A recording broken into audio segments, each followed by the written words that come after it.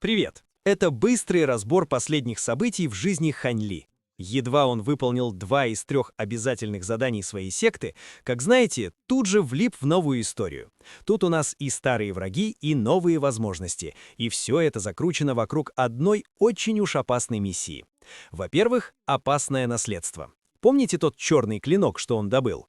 Так вот, оказывается, на нем метка его настоящего владельца, и этот владелец очень могущественный, теперь идет по следу Хань Ли, а метку-то никак не снять. И что делает Хань Ли? Он, недолго думая, продает клинок через гильдию странников, по сути, и просто перекладывает эту смертельную проблему на кого-то другого. Гениально, правда? Во-вторых, сделка ради знаний. Третье задание он получает у очень эксцентричного старейшины Янь. И выясняется, что этот старик – великий мастер редкого искусства воинов Дао. Конечно же, Хань Ли хочет у него учиться, но есть условия. Старейшина согласится только, если Хань Ли найдет для него рецепт бессмертного вина, причем такой, какого в его коллекции еще нет. Задачка, прямо скажем, почти невыполнимая. И, наконец, третье – испытание для нового поколения. Последнее задание – Хань Ли тайно защищать группу учеников-новичков во время их экзамена. Но есть подвох. Эти ученики в основном избалованные детки верхушки секты, а правила испытания, очень жестоки. Защитникам можно вмешиваться только если случится что-то непредвиденное, а если ученик просто не справится с обычными опасностями, что ж, им придется погибнуть. Так что теперь Хань Ли должен как-то провести этих юнцов через смертельные испытания, найти рецепт для мастера и, ко всему прочему, надеяться, что его собственное прошлое не догонит его раньше. А теперь слушаем дальше.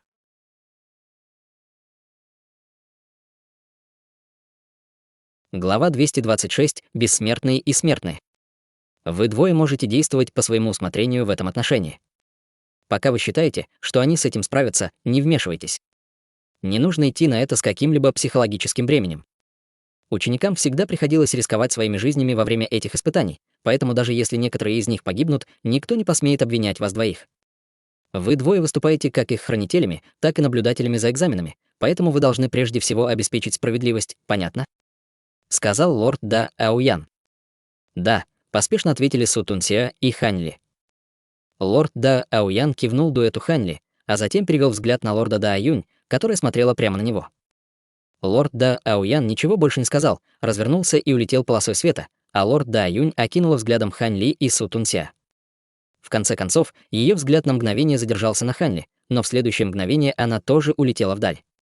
В тот момент, когда лорд Да Юнь развернулась, в глазах Хань Ли появился странный взгляд, который мгновенно исчез. Только после того, как два лорда Да скрылись вдали, Хань Ли и Су Тунсяо подняли головы и обменялись взглядами. «Брат Су, это был 9-й по рангу лорд Да, Аоян Куйшань?» — спросил Хань Ли. «Именно. 13 лордов Да стадии Золотого Бессмертного находятся в ротации, и каждый лорд Да исполняет обязанности мастера секты в течение 100 тысяч лет, прежде чем следующий лорд Да займет его место, а лорд Да Аоян является действующим мастером секты в настоящее время. Я просто не думал, что лорд Да Юнь будет сопровождать его и уйдет, ничего не сказав. Похоже, она очень беспокоится о своей драгоценной ученице», — кивнув, ответил Су Тунсяо. Хань Ли перевел взгляд на главный зал и сказал: «Похоже, они собираются отправиться в путь. Нам тоже следует подготовиться к отъезду». И действительно, ученики внутреннего двора уже покидали дворец во главе с Фан Юем. «Не нужно спешить, брат Ли. Пусть пока идут сами, а мы догоним их чуть позже», — ответил Су Тунсяо, махнув рукой. Как только его голос затих, в боковом зале внезапно появился седовласый старик. Судя по его одежде, он тоже был старейшиной внутренней секты. Старик взглянул на Хань Ли и Су Тунсяо, а затем быстро остановил свой взгляд на последнем и подошел к нему с теплой улыбкой. «Давно не виделись, старейшина Су». «Всегда рад, старейшина Ван», — ответил Су Тунсяо с такой же теплой улыбкой. Увидев это, Хань Ли о чем-то задумался и тут же закрыл глаза, делая вид, что медитирует. Седовласый старик не задержался надолго, лишь немного поговорил о пустяках, а затем ушел, и Су Тунсяо проводил его до входа в боковой зал. Как раз когда он собирался уходить, седовласый старик незаметно сунул в руки Су Тунсяо мешочек для хранения, и Су Тунсяо убрал его, даже не взглянув на него. Как только старик ушел, в боковой зал вошел мужчина средних лет, который, похоже, тоже был старейшиной внутренней секты. Мужчина средних лет окинул своим духовным чувством двух старейшин в комнате, а затем автоматически проигнорировал Хань Ли и с широкой улыбкой сложил кулак в приветствии Су Тунсия. «Я знал, что ты возьмешь это задание, старейшина Су». «Добро пожаловать, старейшина Фан», — с улыбкой ответил Су Тунсия. Мужчина средних лет не стал тратить время на пустые разговоры и сразу же передал Су Тунсия мешочек для хранения. Как оказалось, это был далеко не конец посетителей. Вскоре в боковой зал пришли 7 или 8 групп людей, и все они пришли подкупить Су Тунсия, прежде чем быстро уйти. Хань Ли было ясно, что это были старшие учеников, проходящих испытания, и эти подарки были преподнесены Су Тунсия, чтобы он присматривал за учениками, связанными с ними. Однако Хань Ли был для них совершенно незнакомой фигурой, и он находился лишь на ранней стадии истинного бессмертного, поэтому эти подарки, естественно, были преподнесены Су Тунсия, который принял их без разбора. Тем временем Хань Ли все это время молча сидел в стороне, но внутренне он размышлял о том, что лорд Да Юнь сказала ему посредством голосовой передачи прямо перед своим уходом. Лорд Да Юнь попросила его любой ценой защитить Бай Суюань, и, похоже, она не обращалась с такой же просьбой к Су Тунсия, несмотря на то, что его база совершенствования была выше, и это показалось Хань Ли довольно странным. Подождав некоторое время, не дождавшись больше посетителей, Су Тунсия окликнул Хань Ли. «Пора, брат Ли. Отправляемся в путь». Хань Ли открыл глаза и кивнул в ответ. «Конечно». На вершине огромной горы в северной части горного хребта Колокольного звона находился огромный зал из голубого камня. Это был самый северный зал телепортации до Пылающего дракона. Снаружи зала завывали морозные ветры, несущие бесчисленные снежинки, и температура была намного ниже, чем в других местах. Выйдя из зала, Хань Ли и Су Тунсия тут же полетели на север, не мешкая. Пролетев около часа, они начали снижать скорость. В десятках тысяч километров от них гигантский летающий корабль мчался сквозь облака. Отсюда нам остается лишь не спеша следовать за ними. Кстати, если ты и Бай Суюань вступили в секту одновременно, то прошло меньше века с тех пор, как ты пришел в нашу секту, верно? Что ты о ней думаешь? Спросил Су Тунсия, повернувшись к Хань Ли с улыбкой. У секты, безусловно, есть огромное количество искусств совершенствования и ресурсов, но они не так уж доступны для таких, как мы, с кривой усмешкой ответил Хань Ли. И правда, брат Ли. Таким странствующим старейшинам, как мы, у которых нет влиятельных связей или покровителей в секте, трудно продвинуться в совершенствовании. Средства, которые мы получаем при вступлении в секту, крайне скудны, и во всем остальном нам приходится полагаться на себя. На этом уровне даже горы золота и серебра можно легко исчерпать, чтобы добиться какого-либо прогресса. Иначе я бы не совершил этот прорыв только после более чем 100 тысяч лет пребывания в секте, сказал Су Тунсия с самоуничижительной улыбкой. Хань Ли был довольно озадачен, услышав это. Мы должны были получить средства при вступлении в секту. Да, ты должен был получить 500 первоклассных духовных камней и 3 камня бессмертного происхождения. Могу я спросить, кто был твоим проводником, когда ты впервые вступил в секту? Спросил Су Тунсия. Это был Цилян, ответил Хань Ли. Услышав это, Су Тунсия многозначительно посмотрел на Хань Ли, но ничего не сказал. Однако было совершенно очевидно, что он имел в виду. По сути, он говорил Хань Ли, что этот первоначальный набор первой помощи был взят Циляном. Хань Ли изобразил на лице гнев, но внутренне он не был этим особенно обеспокоен. Скорее всего, это была стандартная практика в Дао Пылающего дракона, и он всегда немного опасался того, почему Цилян был так дружелюбен к нему, поэтому он был скорее рад, что наконец нашел объяснение. Вспоминая все взятки, которые только что принял Су Тунсия, Хань Ли почувствовал себя немного ошарашенным. Похоже, правила были в основном одинаковыми, независимо от того, был ли это царство смертных, царство духов или царство бессмертных, и во многих отношениях эти истинные бессмертные были такими же, как смертные. Внезапно Су Тунсия, похоже, о чем-то задумался, и он спросил: «Кстати, ты еще помнишь неудачное усовершенствование мечей заместителя лорда Да Сюн несколько лет назад? Разве заместитель лорда Да Сюн не предупреждал нас, чтобы мы никому об этом не рассказывали?» «Думаю, лучше нам это не обсуждать», — сказал Хань Ли, слегка нахмурив брови. «Все в порядке. В любом случае, здесь только мы вдвоем. Кроме того, даже если мы никому об этом не расскажем, какой старейшина во внутренней секте не знает о случившемся?» «Это уже секрет Полишинеля», — ответил Су Тунсия с беззаботной улыбкой. Хань Ли лишь улыбнулся в ответ и ничего не сказал. Судя по всему, чтобы установить формацию мечей, заместитель лорда Да Сюн занял большую сумму камней бессмертного происхождения у старейшины Мосе из Дворца бессмертного происхождения. Он до сих пор не вернул долг старейшине Мосе, и несколько дней назад старейшина Мосе посетил заместителя лорда Да Сюн, требуя вернуть долг. Они чуть не подрались из-за этого, и это превратилось в довольно неловкое зрелище. Су Тунсия, похоже, очень интересовался последними сплетнями в секте, и он рассказал Хань Ли о множестве разных вещей. Хань Ли не особо интересовался сплетнями, но все равно было нечего делать, поэтому он намеренно переводил разговор на темы, которые ему было интересно услышать. Он только недавно вступил в секту и не собирался ввязываться в какие-либо конфликты. В результате они болтали без умолку, как два хороших друга, которые не виделись много лет. По мере того, как гигантский летающий корабль продолжал двигаться на север, температура становилась все ниже и ниже. По пути они даже попали в несколько снежных бурь. Хань Ли все это время был занят совершенствованием в уединении, поэтому это был первый раз, когда у него появилась возможность полюбоваться пейзажами заснеженного леса. Почти месяц пролетел в мгновение Ика, и летающий корабль, на котором находились Бай Суюань и другие ученики внутреннего двора, наконец остановился перед горным хребтом, расположенным к северу от горного хребта колокольного звона. Это было место проведения испытания, горный хребет ледяной бездны. Это была третья по величине ветвь горного хребта колокольного звона, и она простиралась на огромное расстояние с юга на север. Деревья здесь были очень высокими с густыми кронами, и все их листья были игольчатой формы. Эти деревья были чрезвычайно устойчивы к холоду и были одним из немногих видов растений, которые могли расти в этом горном хребте, напоминая ряд остроконечных белых шпилей под покрывалом белого снега. К этому моменту Бай Суюань и другие ученики внутренней секты уже сошли со своего летающего корабля на просторный участок земли в южной части горного хребта. Фан Юй убрал летающий корабль, а затем объявил: «Хорошо, это максимум, куда я вас доставлю.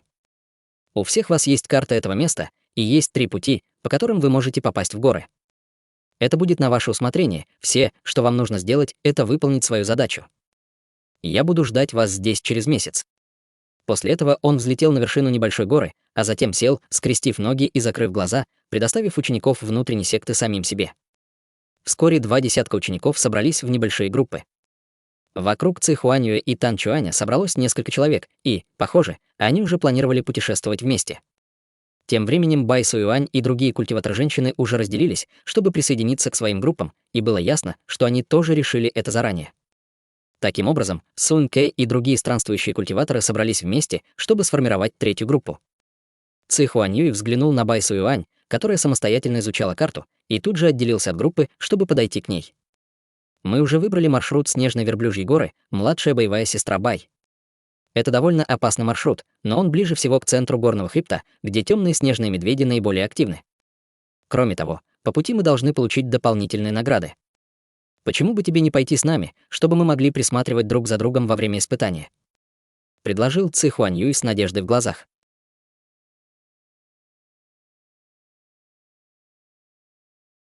Глава 227. 3 пути.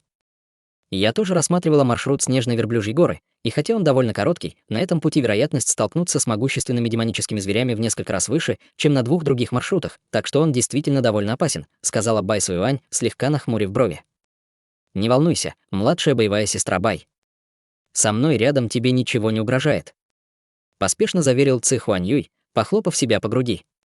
Прежде чем Бай Суюань успел ответить, к ним подошел Тан Чуань и с презрительным выражением лица фыркнул: «Ты любишь давать смелые обещания, которые не можешь сдержать, молодой господин Ци.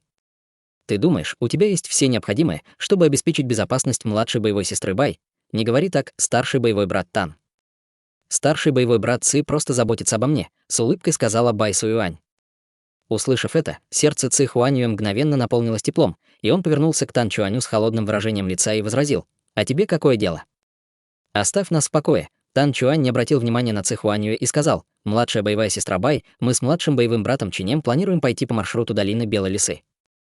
Награды, полученные по пути, будут не меньше, чем на маршруте Снежной Верблюжьей горы, и он будет немного безопаснее.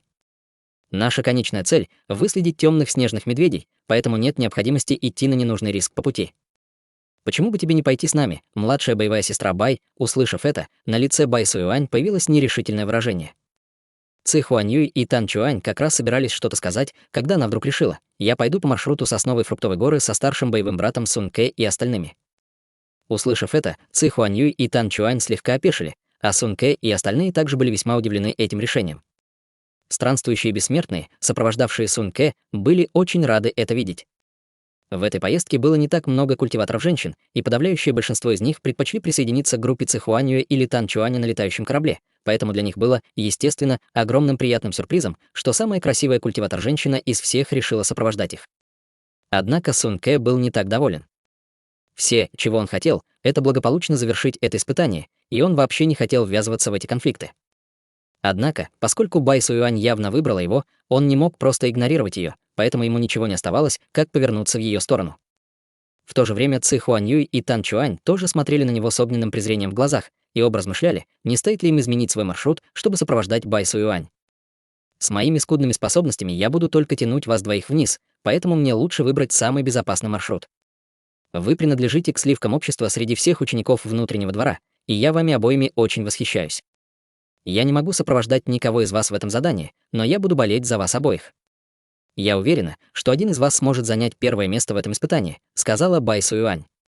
Самолюбие Ци Хуаньюя и Тан Чуаня сильно возросло от восторженных похвал Бай Суюань, и оба отказались от идеи изменить маршрут.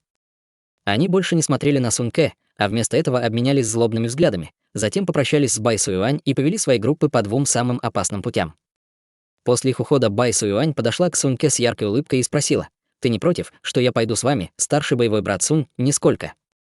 Ответил Сун Кэ с вежливой улыбкой, и все странствующие ученики с энтузиазмом приняли ее с распростертыми объятиями и начали представляться. Тем временем Хань Ли и Су Тунсея парили в воздухе над Снежной горой, находясь примерно в 100 километрах от них. Оба скрыли свою ауру, а перед ними был тонкий водяной экран, на котором изображались Бай Суюань и остальные. Это Бай Суюань действительно что-то с чем-то.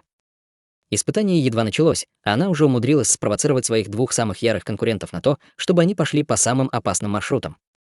Ее стратегия и манипуляции на высшем уровне, похвалил Су Тунся. Хань Ли уже привык к уловкам Бай Суюань, поэтому его это совсем не удивило, и он с улыбкой ответил: «Я бы сказал, что глупость этих двоих сыграла в этом большую роль». Согласен, брат Ли. С такими высокими ожиданиями, которые возложила на них Бай Суюань, эти двое наверняка будут бороться изо всех сил за первое место в испытании, усмехнулся Су Тунся.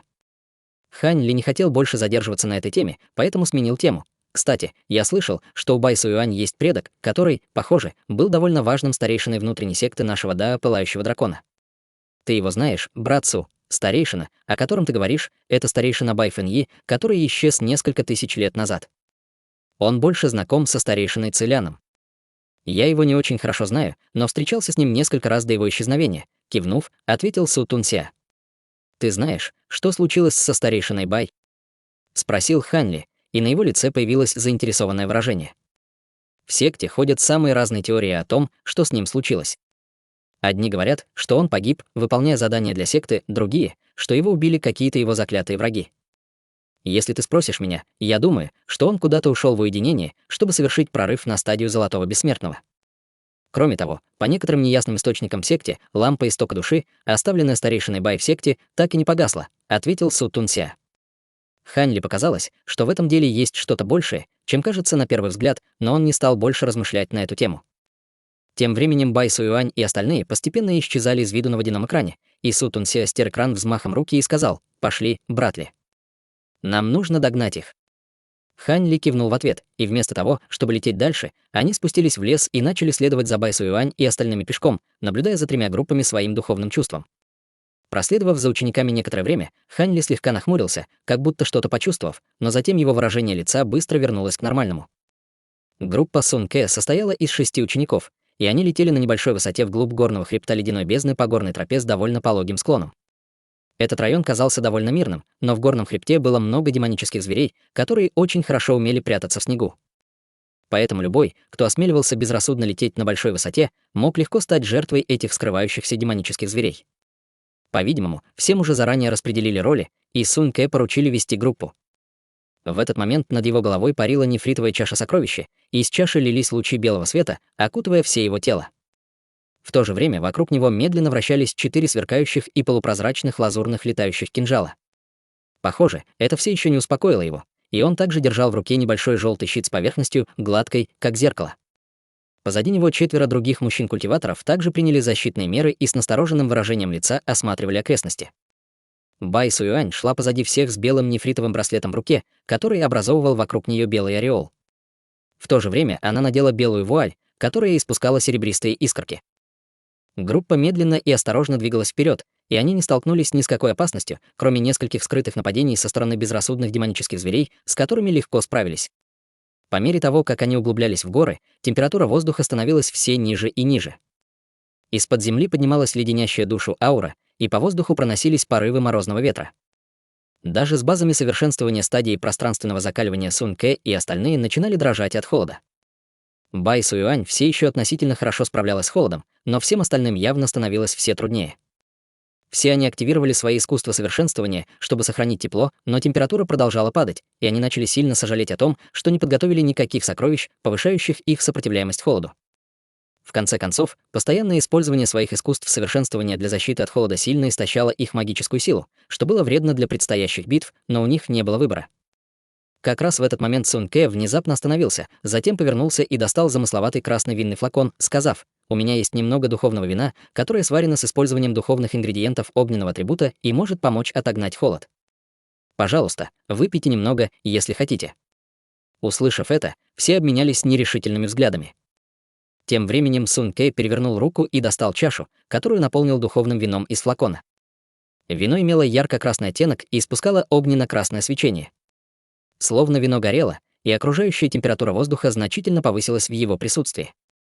В то же время по воздуху распространялся своеобразный аромат, и даже глаза Бай Суюань слегка загорелись, когда она почувствовала желание попробовать это вино. Один из молодых людей в группе, похоже, тоже был заядлым любителем вина, и он тут же похвалил: «Это, безусловно, прекрасное вино. Ты тоже пьешь, брат Линь? Пожалуйста, попробуй это, если не возражаешь». «Это очень поможет отогнать холод», — сказал Сун Кэ, предлагая молодому человеку свою чашу. «Не возражаю». Молодой человек с энтузиазмом принял чашу и залпом осушил ее содержимое. Вино стекло в его живот, оставляя за собой обжигающий след, а затем превратилось во вспышку огненного жара, окутавшего все его внутренние органы. Затем вспышка жара разделилась на несколько вспышек, которые потекли во все части его тела, как будто у них был свой разум, и он почувствовал себя чрезвычайно легко и воздушно, как будто вот-вот унесется ветром. Все его тело напряглось, как будто его ударила молния, а затем на его лице появилось опьянённое выражение, и прошло много времени, прежде чем он пришел в себя, после чего снова похвалил: «Это вино исключительное». «Могу я спросить, как оно называется, брат Сунь?» «Это вино называется «Огненная капля», — с улыбкой ответил Сун Кэ. Подходящее название для исключительного вина. Мне посчастливилось попробовать одно из 10 лучших бессмертных напитков, бессмертное вино зеленой груши, и я бы сказал, что его вкус немного уступает этому вину огненной капли, взволнованно сказал молодой человек. Это вино было не только чрезвычайно вкусным, но, как и сказал Сун Кэ, очень эффективно отгоняло холод. В этот момент все его тело чувствовало себя так, как будто его освещают теплые лучи солнца, на щеках появился легкий румянец, а весь пронизывающий холод в его теле был изгнан. Увидев это, трое других мужчин-культиваторов больше не сомневались, и каждый из них тоже выпил по чашке духовного вина, после чего на их лицах появилось восторженное выражение. Они не были заядлыми пьяницами, поэтому им было все равно, какой вкус у вина, но они были очень довольны его эффектом. Более того, тепло, выделяемое вином огненной капли, задерживалось в их телах и, похоже, не собиралось в ближайшее время рассеиваться. Следовательно, им не нужно было продолжать использовать свои искусства культивации, чтобы согреться. Тепло, выделяемое вином огненной капли, будет сохраняться около полудня, прежде чем медленно исчезнет. «Тебе тоже стоит выпить чашечку», — младшая боевая сестра Бай с улыбкой сказал Сун Кэ. «Спасибо, старший боевой брат Сунь», — кивнув, ответила Бай Суюань.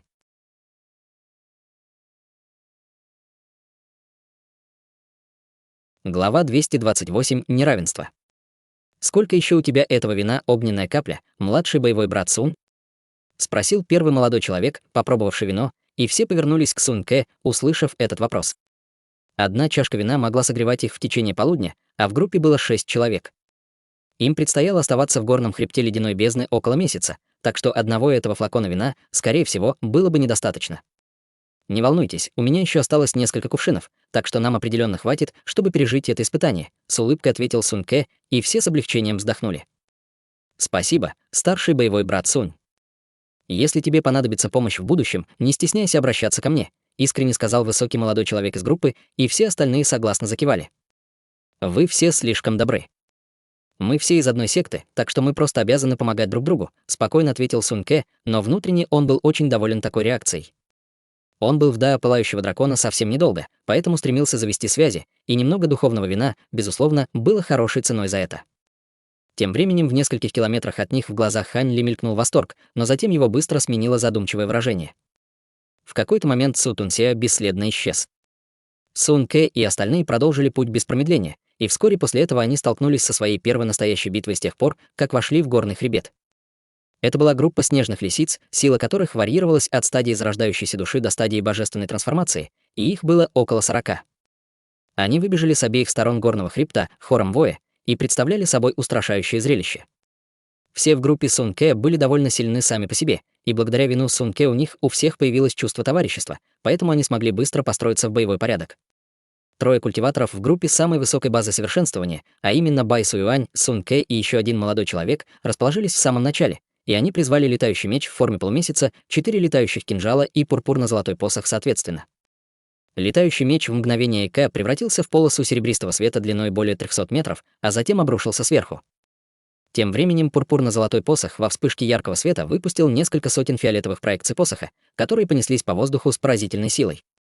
Что касается 4 лазурных летающих кинжалов, то они ярко светились в унисон, увеличиваясь в десятки раз по сравнению с первоначальным размером, и пикировали вниз, как набор гигантских лазурных клинков, каждый из которых был длиной в несколько сотен метров.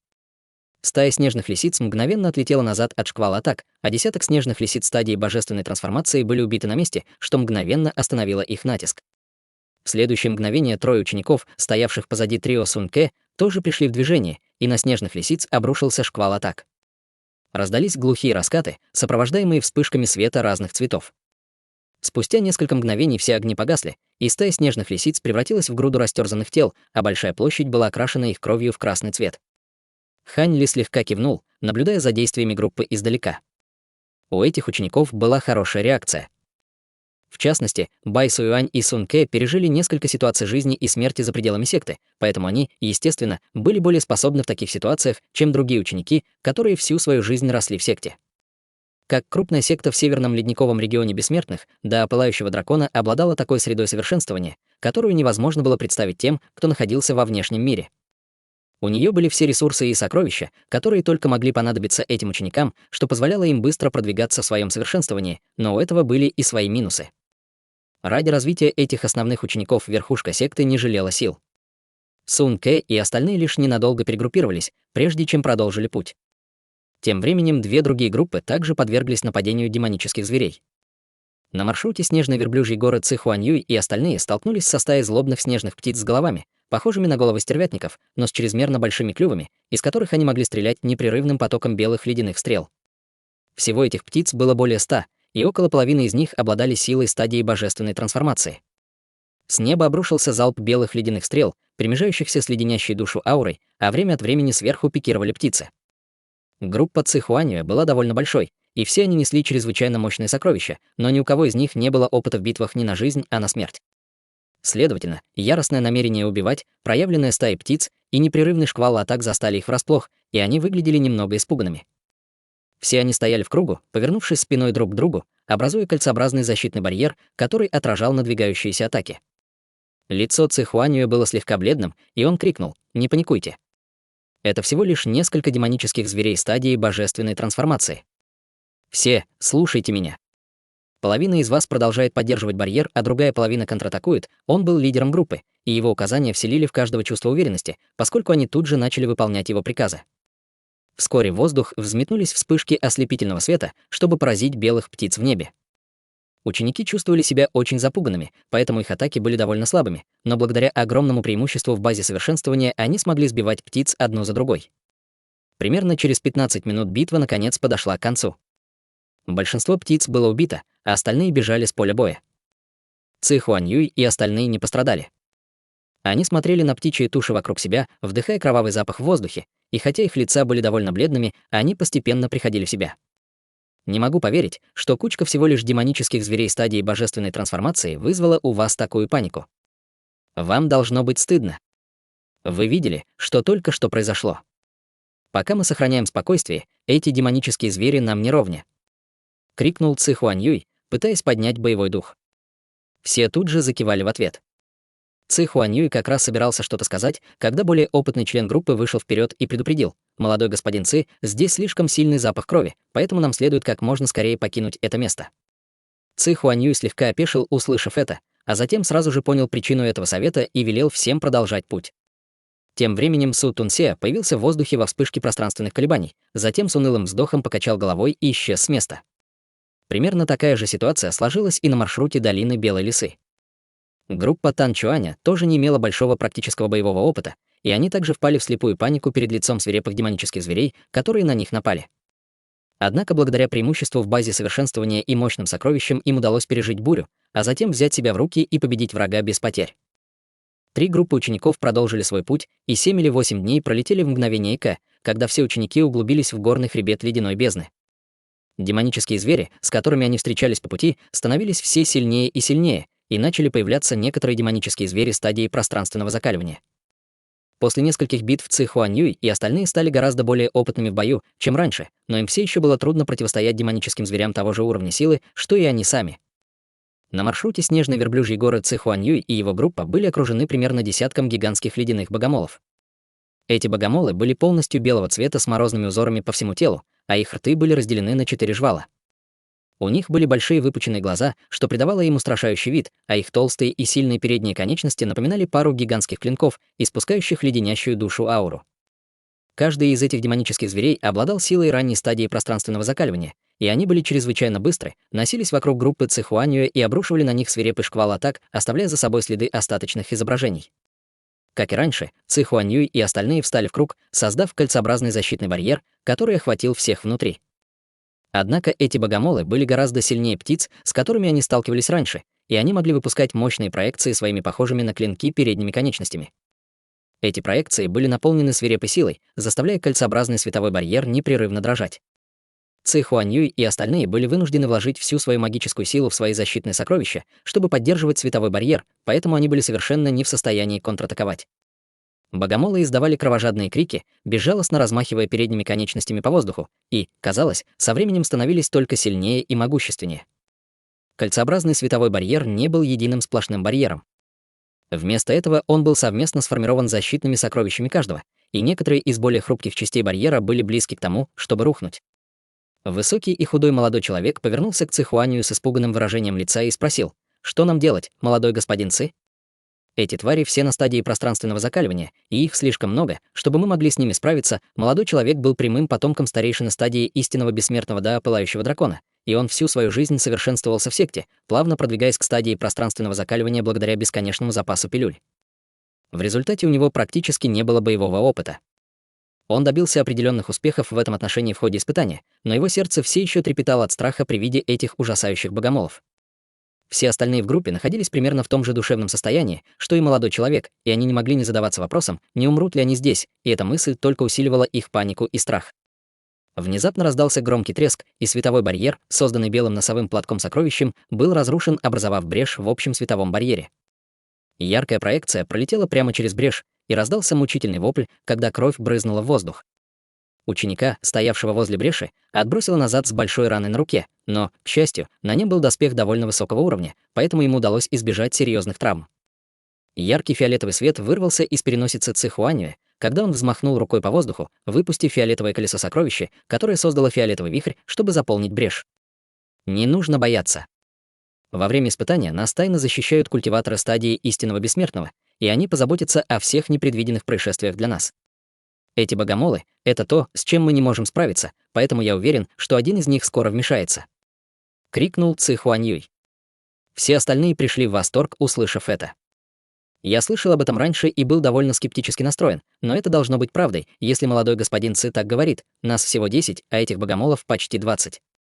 Это определенно выходит за рамки испытания. Так почему же до сих пор не было вмешательства? Су Тунсия парил высоко в небе, как размытая тень, и он с унылым вздохом покачал головой, щелкнув пальцем по воздуху. Полосы невидимой Ци меча мгновенно обрушились сверху, пронзив тело большинства богомолов. Все богомолы, в которых попали, мгновенно и бесшумно взорвались, превратившись в груды пыли, которую разнес ветер. Все это произошло в мгновение ока, и сразу же после этого Су Тунсия снова исчез. Вскоре Ци Хуаньюй и остальные заметили, что большинство богомолов исчезло, что значительно снизило давление на них. Почему богомолов внезапно стало так мало? С недоумением спросил кто-то. Очевидно, их кто-то убил. Нас действительно кто-то тайно защищает. Воскликнул кто-то еще с восторженным выражением лица.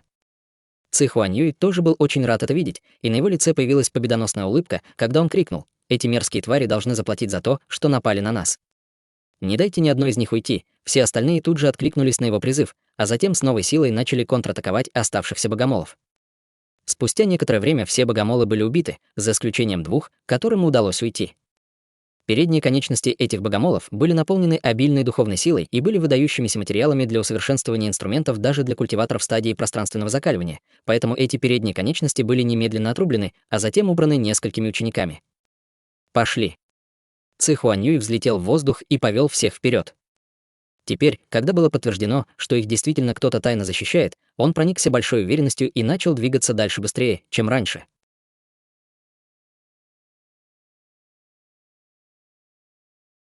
Глава 229. В ловушке. Вскоре после того, как группа Ци Хуаньюя победила богомолов, группа Тан Чуаня оказалась втянута в битву с гнездом белых ледяных скорпионов в глубине долины Белой Лисы. Этих скорпионов было около 30, и все они были довольно сильны. Тан Чуань и остальные уже оказались в тяжелом положении, но внезапно несколько скорпионов стадии пространственного закаливания в гнезде каким-то образом бесследно исчезли. Тан Чуань и остальные пришли в восторг и тут же контратаковали, быстро убив всех ледяных скорпионов, прежде чем продолжить путь. Тем временем Су Тунсеа на мгновение задержался в воздухе над ними, а затем снова исчез. Несколько тонких серебряных нитей слетели вниз, свистя в воздухе, прежде чем вонзиться в тело белого ледяного питона, нанеся ему огромную рану. Ледяной питон стадии пространственного закаливания издал мучительный крик, прежде чем рухнуть на землю. Кровь хлестала из его тела, когда он несколько раз дернулся в конвульсиях, прежде чем полностью затихнуть. Тонкие серебряные нити вернулись назад, прежде чем соединиться вместе, образовав серебряный летающий меч, который вернулся к Бай Суюань. Сун Кэ и остальные стояли вокруг Бай Суюань в кругу, образуя защитный барьер, а за барьером было еще около десятка гигантских питонов стадии пространственного закаливания, которые безжалостно атаковали их. Каждому из группы Сун Кэ и остальным приходилось иметь дело в среднем с более чем 2 из этих гигантских питонов, и они определенно находились в обороне, но пока им удавалось держаться. Убив этого питона, Бай Суюань не остановилась ни на мгновение, указала пальцем вперед, и серебряный летающий меч снова выстрелил в воздух, разделившись на десятки серебряных нитей меча, которые образовали форму цветка лотоса, когда он устремился к одному из питонов, с которым сражался Сун Кэ. Сун Кэ пришел в восторг, увидев это, и поспешно помог ей своими 4 лазурными летающими кинжалами. К этому моменту в испытании уже прошло 10 дней, и они были по-настоящему глубоко в горном хребте ледяной бездны. Демонические звери, с которыми они сталкивались, становились все сильнее и сильнее, и в этот день они были окружены примерно десятком этих зверей-питонов средней стадии пространственного закаливания. 6 из них немедленно сформировали круговое оборонительное построение, и Бай Суюань, как самая сильная среди них, была защищена в центре построения, чтобы она могла контратаковать врага. Она, безусловно, не разочаровала, выпуская секретные техники одну за другой, демонстрируя огромную боевую доблесть перед лицом гигантских питонов. Время медленно шло, и ход битвы начал поворачиваться в их пользу. Десятки нитей меча пронзили тело гигантского питона, и они не попали в жизненно важную область, но временно остановили его на месте. Сразу же после этого массивная пурпурно-золотая проекция посоха яростно обрушилась на его голову, расколов ее на несколько кусков, когда кровь и мозговая жидкость брызнули во все стороны. Внезапно белый питон издал странный рев, прежде чем скрыться вдали, и остальные звери-питоны тут же последовали за ним, исчезнув в далеком небе в мгновение ока. Бай Суюань и остальные не стали преследовать их. Все они израсходовали много магической силы во время битвы и тут же достали пилюли и духовные камни, чтобы помочь себе восстановиться. Тем временем Хань Ли скрывался высоко в небе, как размытая тень в облаке, и он слегка кивнул в знак одобрения. Ему не пришлось вмешиваться ни разу за все это испытание. Бай Суюань и остальные были весьма похвальны в своей тактической проницательности и силе духа. Стратегия, которую они использовали в только что закончившейся битве, была немного неотесанной, но, учитывая их базы совершенствования, они справились очень хорошо. Отдохнув немного, Бай Суюань и остальные продолжили путь, а Хань Ли последовал за ними. Однако в следующее мгновение его выражение лица слегка изменилось, когда он повернулся в определенном направлении, и Су Тунсеа появился там во вспышке пространственных колебаний. «Разве ты не был занят защитой 2 других групп, брат Су?» С улыбкой спросил Хань Ли. «Я уже почти полностью очистил 2 других маршрута. Это оказалось гораздо более утомительно, чем я ожидал. 2 группы учеников значительно улучшились, поэтому я уверен, что теперь они смогут справиться сами. Все эти ученики обладают исключительными способностями, но им очень не хватает практического боевого опыта», вздохнул Су Тунсеа. Они всю свою жизнь росли в секте под защитой старейшин, поэтому неудивительно, что у них не так много боевого опыта, сказал Хань Ли. По его мнению, тот, кто не испытал битв не на жизнь, а на смерть, будет совершенно бесполезен в опасных ситуациях, даже если он обладает высокой базой совершенствования. Им не так уж сложно накопить боевой опыт. В секте есть пагода иллюзорного кошмара, которая доступна исключительно для прямых учеников, чтобы помочь им улучшить свои навыки в этом отношении, сказал Сутунся. Хань Ли был сильно удивлен, услышав это. Я не знал, что в секте есть такое место. В секте много интересных мест. Со временем ты узнаешь о них всех, брат Ли, с улыбкой сказал Сутунся. Хань Ли кивнул в ответ, а затем внезапно поднял голову, и брови Сутунся тоже слегка нахмурились в тот же самый момент. Демонический зверь стадии интеграции тела быстро приближался к группе Цихуаньюэ. Не думал, что демонический зверь стадии интеграции тела появится так скоро, задумался Сутунся. Глаза Хань Ли слегка сузились, а уголки его губ изогнулись в едва заметной улыбке, когда он сказал: «Должно быть, его привлекла кровь и туши всех демонических зверей, которых ты убил, чтобы очистить 2 маршрута». «Возможно», — ответил Сутунся, прежде чем собраться уходить. Группа Цихуаньюэ не могла справиться даже с кучкой демонических зверей стадии пространственного закаливания, поэтому у них определенно не было никаких шансов против врага стадии интеграции тела. Следовательно, он должен был внимательно следить за ними в целях предосторожности. Как раз в этот момент его выражение лица слегка изменилось, когда он перевел взгляд в сторону Тан Чуаня.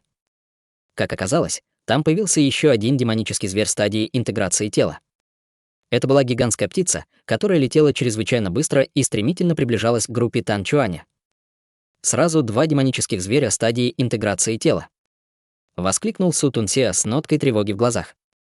3 маршрута находились довольно далеко друг от друга, поэтому если он пойдет по одному маршруту, то не успеет пойти по другому. «Брат Ли, могу я попросить тебя позаботиться о демоническом звере на маршруте Тан Чуаня? Я был бы тебе очень благодарен, если бы ты мог это сделать», сказал Сутунся, повернувшись к Хань Ли. На лице Хань Ли появилось нерешительное выражение, когда он перевел взгляд вперед и после недолгого колебания ответил: «Хорошо, я думаю, я могу это сделать». «Спасибо, брат Ли», сказал Сутунся, а затем тут же улетел вдаль. Хань Ли взглянул на удаляющуюся фигуру Сутунся, немного подумав, тоже исчез с места. Тем временем группа Тан Чуаня из 8 человек продолжала свой путь, и, согласно карте, они были недалеко от места назначения. Более 70% демонических зверей на их маршруте были заранее уничтожены Сутунся, поэтому они, естественно, смогли очень плавно продвигаться вперед. Тан Чуань прекрасно понимал, что один из старейшин стадии истинного бессмертного, тайно защищавших их, должен был быть ответственен за это резкое сокращение численности демонических зверей. Теперь, когда ему больше не нужно было беспокоиться о собственной безопасности, занятие первого места в испытании стало его новой главной задачей. Подумав об этом, Тан Чуань повернулся и крикнул всем своей группе: «Давайте немного ускоримся, он должен был как можно скорее выследить и убить темного снежного медведя». Что касается того, будет ли эта группа из 8 человек способна убить темного снежного медведя, то это его совсем не волновало. Старейшина стадии истинного бессмертного ни за что не позволит ему быть убитым темным снежным медведем, поэтому им придется в какой-то момент вмешаться. Подумав об этом, Тан Чуань, при исполненной уверенности, еще больше ускорился. Как раз в этот момент издалека раздался пронзительный визг. Звук доносился откуда-то очень издалека, но он был чрезвычайно резким и пронзительным, заставляя его барабанные перепонки пульсировать от резкой боли. В результате он был вынужден непроизвольно снизить скорость. Остальные ученики в группе были ниже по базе культивации, чем Тан Чуань, и они не могли удержаться от болезненных криков, зажимая руками уши. «Что это?» Пробормотал себе под нос Тан Чуань с испуганным выражением лица. В далеком небе слева от него появилась черная, и она быстро приближалась к ним, быстро оказываясь в поле зрения и открываясь взору как ужасающий демонический зверь. Это был ужасающий демонический зверь, похожий на виверну, размером в несколько сотен метров. На его спине была пара больших крыльев, и каждое перо на этих крыльях напоминало острый меч. Его длинный хвост был усеян огромными костяными шипами, а на конце хвоста находилась крючковатая клешня, похожая на скорпионью, которая светилась слабым синим светом, явно указывая на то, что она была пропитана смертельным ядом. Кроме того, огромная аура, которую излучал гигантский зверь, указывала на то, что он обладал силой стадии интеграции тела. Это демонический зверь стадии интеграции тела. Тан Чуань тут же бросился бежать назад так быстро, как только мог, лихорадочно оглядываясь по сторонам, как будто что-то искал. Страшный зверь не дал им времени на реакцию, издав громоподобный рев, выпустив мощные звуковые волны, которые создавали рябь, видимую даже невооруженным глазом. Тан Чуань и остальные даже не успели призвать какие-либо сокровища, прежде чем звуковые волны накрыли их, заставив их истекать кровью из всех отверстий, когда кровь и магическая сила в их телах бурно взбурлили. Взмахнув крыльями, гигантский зверь создал множество толстых синих ледяных шипов, а затем отправил их в полет по воздуху, устремившись прямо к Тан Чуаню и остальным ученикам. В этой тяжелой ситуации перед 8 учениками из ниоткуда появилась лазурная фигура, а затем вытянула палец вперед. Из кончика пальца фигуры вырвались вспышки ослепительного лазурного света, мгновенно образовав перед 8 учениками массивный световой барьер. Звуковые волны были мгновенно остановлены, а ледяные шипы разбились, соприкоснувшись со световым барьером. Гигантский зверь резко остановился, уставившись на фигуру, которая только что появилась перед ним, и, почувствовав огромную ауру лазурной фигуры, немедленно бросился бежать с паническим выражением в глазах. Тем временем лазурная фигура внезапно исчезла, а в следующее мгновение появилась прямо над головой гигантского зверя. Легким щелчком пальца полоса лазурного света выстрелила вперед, прежде чем вонзиться в голову гигантского зверя. Все тело гигантского зверя мгновенно напряглось, а затем его массивная голова взорвалась. Сразу же после этого из головы зверя вылетела серия черных шаров, и они стремительно полетели к лазурной фигуре, хаотично мигая черным светом на своей поверхности. Лазурная фигура как раз собиралась отлететь назад, увидев это, когда черные шары внезапно взорвались, превратившись в ослепительные шары черного света, которые соединились вместе, образовав огромное черное ограничение, внутри которого непрерывно пульсировали бесчисленные черные руны. Из ограничения исходили следы сил закона, и воздух вокруг ограничения мгновенно стал твердым, как железо и сталь, заманив лазурную фигуру в ловушку. Что только что произошло? Тан Чуань и остальные ученики были совершенно ошеломлены увиденным. Тем временем на маршруте снежные верблюжьи горы. Ци Хуаньюй и 5 других учеников с ужасом на лицах прятались за небольшой горой. Большинство из них были тяжело ранены, что указывало на то, что они только что пережили жестокую битву. В воздухе рядом с ними парили 4 крошечные фигурки, каждая из которых была размером примерно в 5 сантиметров. По-видимому, это были зарождающиеся души 4 других учеников в группе, чьи физические тела, предположительно, были уничтожены. В этот момент все смотрели на гигантское черное ограничение в нескольких сотнях метров перед горой. На земле под массивом лежала туша гигантского демонического зверя, а Су Тунсеа был пойман в ловушку внутри ограничения, изо всех сил пытаясь вырваться. Однако черный барьер явно был необычным ограничением, и он был чрезвычайно прочным, способным сдержать даже такого культиватора средней стадии истинного бессмертного, как Су Тунсеа.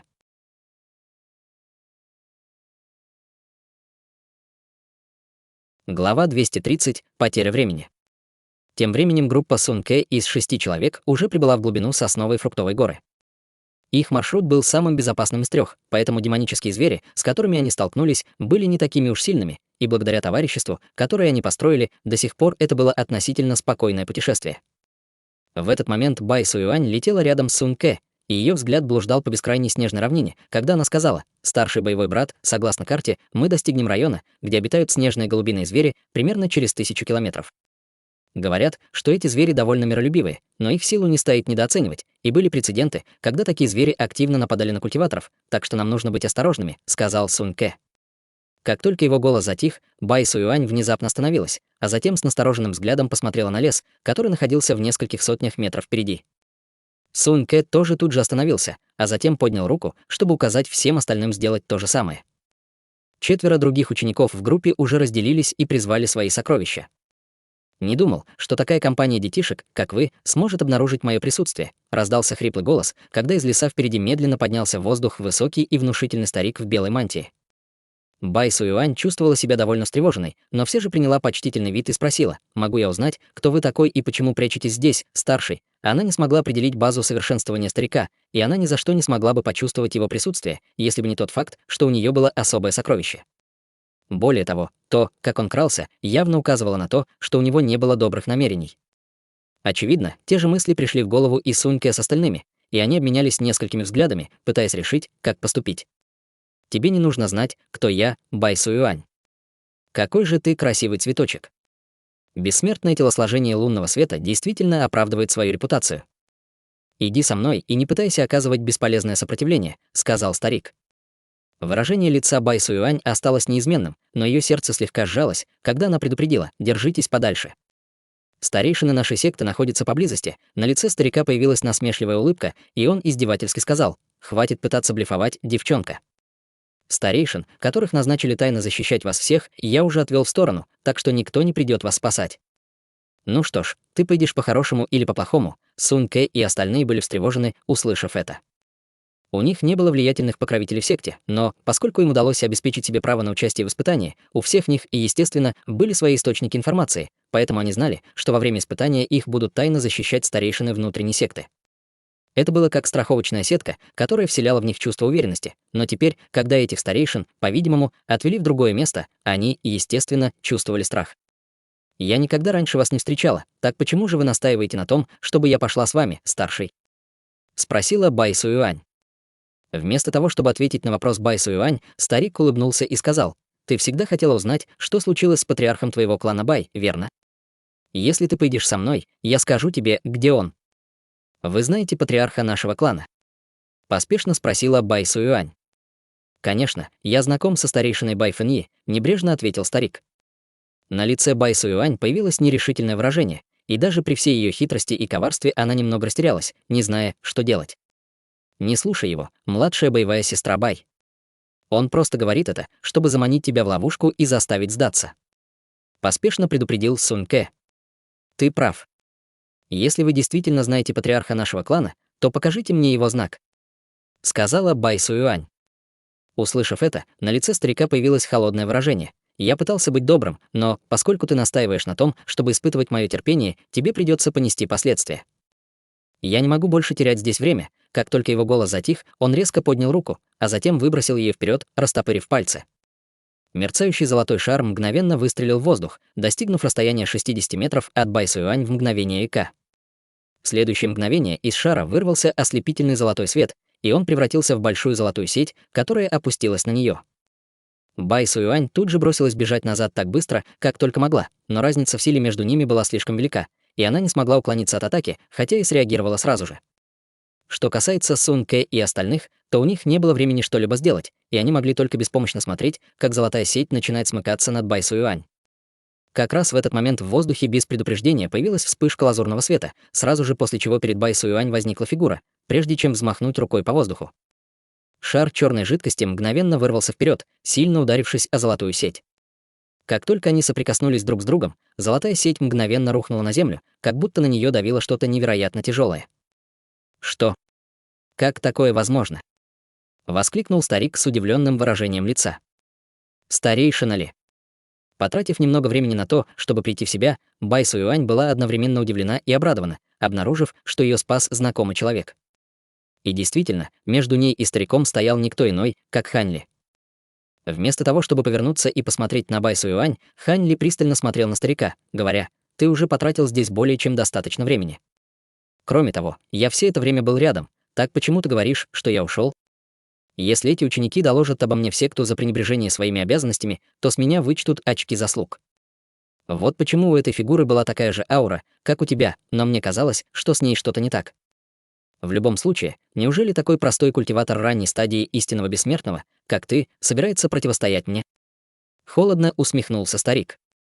Как только его голос затих, он поднял руку и призвал набор из 7 летающих мечей, которые на мгновение закружились в воздухе, прежде чем сформировать формацию мечей, которая полетела прямо к Хань Ли.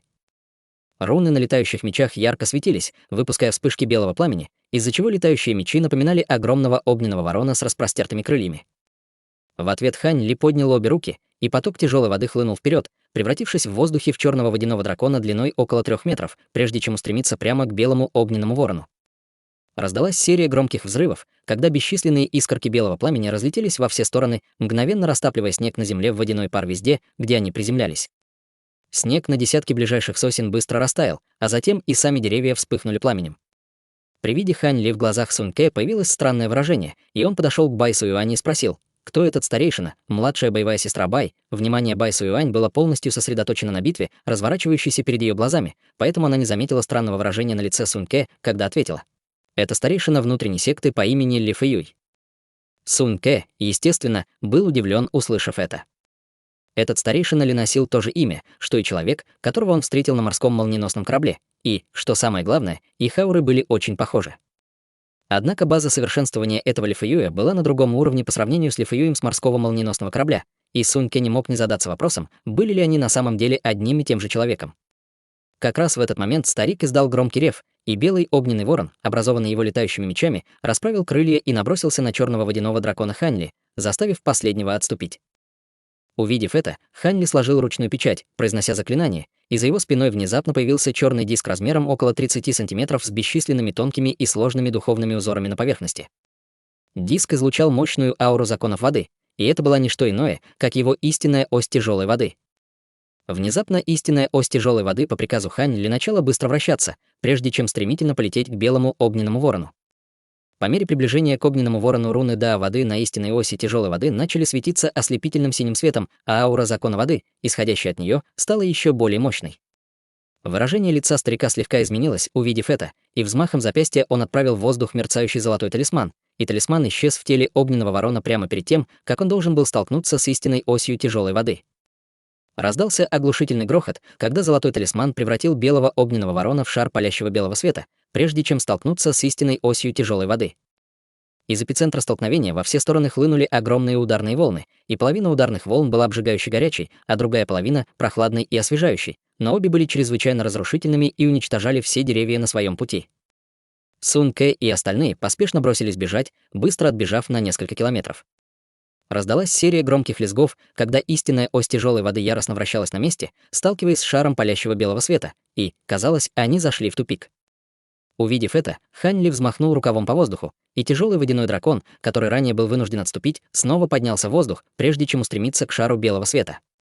Раздался глухой удар, и тяжелый водяной дракон был разрублен острым намерением меча, исходящим от 7 летающих мечей, как только он вонзился в шар белого света. Обширное пространство черной тяжелой воды вырвалось во все стороны, но сразу же после этого истинная ось тяжелой воды внезапно начала ярко светиться, выпуская вспышку своеобразной силы притяжения. В результате вся ближайшая тяжелая вода мгновенно всосалась в ось, сделав истинную ось тяжелой воды еще тяжелее, чем раньше. Благодаря увеличению веса она вращалась с большей силой, и шар белого света медленно отступал. Взгляд старика был заслонен шаром света, поэтому он еще не заметил, что что-то не так. Он подумал, что Хань Ли влил больше магической силы в свою истинную ось тяжелой воды, поэтому поспешно ответил, влив больше магической силы и в свой шар белого света.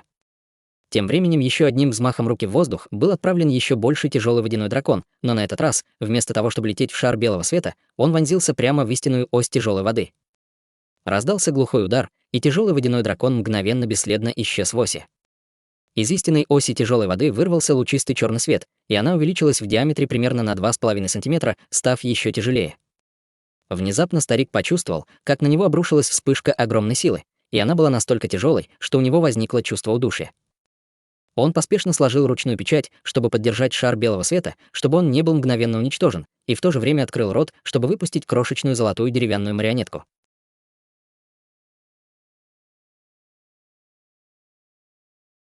Друзья, эти главы — настоящая западня.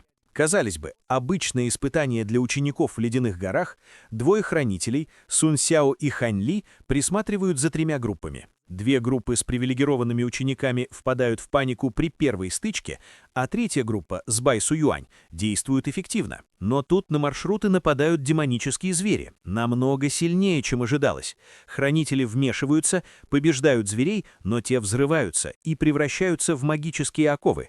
Ловушка захлопывается. Все это масштабное испытание было дымовой завесой ради похищения одной девушки. Но в последний момент появляется Хань Ли и блокирует атаку. Оказывается, в ловушку попала лишь его иллюзия, а настоящий он был рядом и все видел. Простой экзамен превратился в открытое столкновение, и теперь враги явно подготовят ответный ход. Готовлю следующие главы. Увидимся.